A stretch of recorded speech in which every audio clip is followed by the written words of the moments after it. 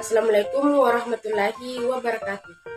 Perkenalkan, saya Hikmatul Anas Putri dari kelas BC92 dengan NIM 2004075100012. Adapun tugas video kali ini yaitu untuk memenuhi ujian akhir semester mata kuliah karya tulis ilmiah dengan dosen pengampu Ibu Nurheda SPD MPD. Ringkasan mengenai materi karya tulis ilmiah. Karya tulis ilmiah merupakan gabungan dari 3 suku kata. Menurut Kamus Besar Bahasa Indonesia, karya dapat diartikan sebagai hasil sebuah usaha, upaya, perbuatan, atau ciptaan, sedangkan tulis atau menulis merupakan arti segala kegiatan yang terkait dengan huruf, angka, pena, atau media tulis yang lain. Adapun menurut ahli Eko Susilo M, karya tulis ilmiah adalah artikel yang diperoleh sesuai dengan sifat dan didasarkan pada observasi, evaluasi, penelitian dalam bidang tertentu, disusun menurut metode tertentu dengan sistematika penulisan bahasa bersantun dan isinya dapat dipertanggungjawabkan kebenarannya atau keilmiahannya. Adapun 3 fungsi umum dari karya tulis ilmiah. Pertama, fungsi untuk pendidikan. Pada saat penulis berada di bangku sekolah menengah atas, penulis pernah mengikuti kegiatan ekstrakurikuler karya ilmiah remaja. Dari sini, penulis belajar banyak tentang dasar penulisan, mengajak pengikutnya untuk berpikir kritis, menuliskan pemikiran atau hasil percobaan ilmiah, kemudian mempertanggungjawabkan hasilnya. Yang kedua, fungsi untuk penelitian. Pada setiap masa, ilmu pengetahuan semakin berkembang sesuai dengan pertumbuhan sosial masyarakat. Dari sini, karya tulis ilmiah dimanfaatkan untuk mengembangkan penelitian seseorang dengan menghadirkan pengetahuan-pengetahuan baru. Setelah memperoleh data-data yang akurat, diolah, disimpulkan, kemudian diterapkan dalam kehidupan. Yang ketiga, fungsi fungsional. Karya tulis ilmiah ditulis oleh penulis dari berbagai disiplin ilmu. Penjelasan arti fungsi fungsional berarti karya tulis ilmiah dapat menjadi media pengembangan pengetahuan sebagai bahan tinjauan pustaka untuk kebutuhan dari berbagai disiplin ilmu. Selanjutnya ada manfaat karya tulis ilmiah. Dapat melatih pengembangan keterampilan membaca yang efektif. Yang kedua, sebagai pengenalan terhadap aktivitas kepustakaan. Yang ketiga, mendapatkan kepuasan intelektual. Yang keempat, memperluas cakrawala ilmu pengetahuan. Dan yang kelima, sebagai bahan acuan atau penelitian untuk meneliti selanjutnya. Jenis-jenis karya tulis ilmiah. Ada artikel, makalah, skripsi, work paper, dan tesis. Pun cara penulisannya, pertama, judul artikel tidak lebih dari 12 sek. Adapun cara penulisan karya tulis ilmiah, yaitu jurnal. Yang pertama, judul artikel tidak lebih dari 12 kata dan menggunakan font 16. Kemudian di bawah judul terdapat nama dari penulis beserta dengan institutnya. Kemudian abstrak menggunakan font 10. Nah, di dalam abstrak ini terdiri dari 100 sampai 200 kata dan menghindari adanya referensi di abstrak. Dan di abstrak hanya berisi tujuan, jenis penelitian, metode, dan kesimpulan, dan menggunakan font 9.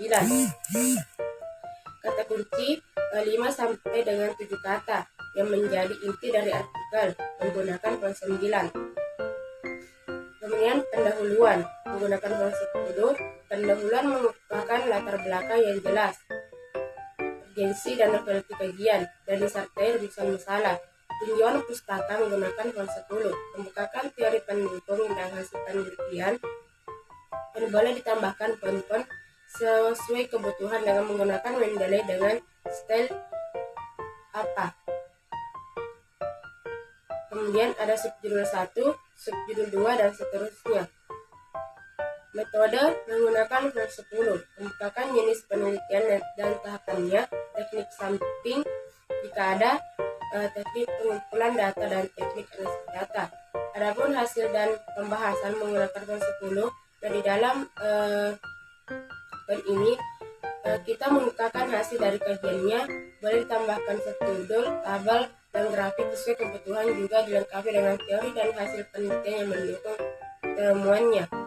Adapun subjudul 1, subjudul 2, dan seterusnya. Kesimpulan menggunakan font 10, dan di dalam kesimpulan ini menjawab semua dari rumusan masalah. Acknowledgements menggunakan font 10, yaitu ucapan terima kasih. Daftar rujukan menggunakan font 10. Yang terakhir, biografi penulis menggunakan font 10 dan menyisipkan foto 3x4 cm dan CV. Selanjutnya, mereview jurnal. Assalamualaikum warahmatullahi wabarakatuh. My name is Hikmatul Anas Putri from class DC92, student number 2004075100012. There is the video to meet the final examination of scientific writing work with lecture named Nurheda SPD MPD. Esensi atau kekurangan. The study is on teacher readiness for the implementation of SPA limited to four main aspects, namely teachers' understanding of SPA, teachers' ability to implement SPA, facilities given for SPA implementation, and time adequacy for SPA implementation. As for further research, it is suggested to broaden the aspect of the study to acquire broader perspective about the smoothness of SPA implementation for the improvement of overall primary school standard curriculum implementation. As for the title of the journal that I review, Implementation of School-Based Assessment in Primary School Standard Curriculum. Journal writer, first writer, Iksan Usman, jurusan Ilmu Pendidikan, Universitas Pendidikan Sultan Idris. Second writer, Norila M. Saleh, jurusan Ilmu Pendidikan, Universitas Pendidikan Sultan Idris. Third writer, Nurul Aida Mohnurani, jurusan Ilmu Pendidikan, Universitas Pendidikan Sultan Idris. Journal name, International Journal of Education and Research. Inti artikel, this paper discusses findings of a study about the implementation of school-based assessment or SPA in Malaysia, primary school standard curriculum. The study focused on teacher readiness for the implementation of SPA in the curriculum. Teacher readiness in the study was limited to four main aspects, namely teacher understanding of SPA, teachers' ability to implement SPA, facilities given for SPA implementation, and time adequacy for SPA implementation. A total of 157 primary school teachers, 61 males and 96 females were involved as research sample in the study. Questionnaire was used as the study instrument with reliability 79. The result of the study showed that respondents have their readiness to implement SPA in the curriculum, especially on the understanding of SPA, teachers' ability to implement SPA, and facilities given for SPA implementation.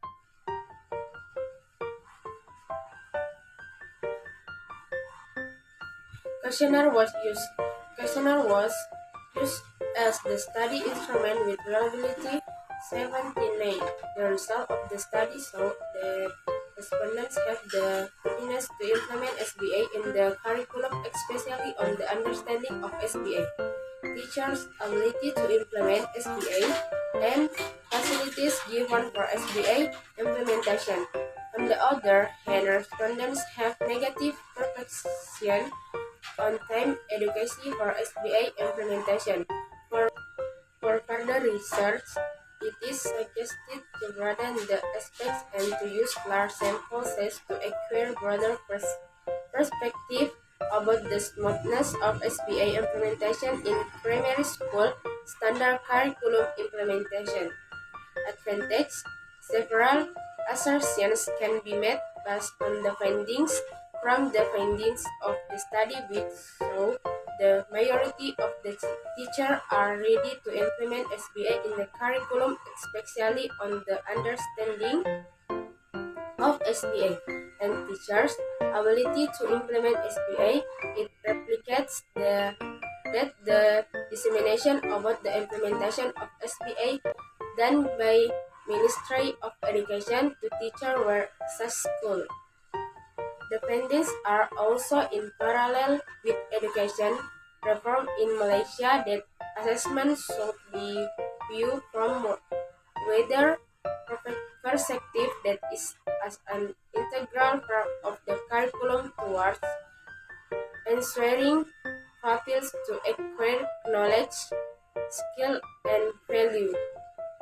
Therefore, teachers and the Ministry of Education should put more effort for better dissemination about the implementation of SBA in primary school standard curriculum. From the findings of the study about facilities given for SBA implementation, it replicates the schools are ready to support SBA implementation in the form of providing facilities needed for the smooth running of the implementation. Without enough facilities, SBA implementation in primary school standard curriculum will face difficulties. Therefore, more budget for the facilities should be given to school for the implementation of SBA in primary school standard curriculum. This also suggests to have large sample set which includes teachers from all zones in Malaysia, including East Malaysia, in order to product a representative sample which will allow generalization to be made to a wider population.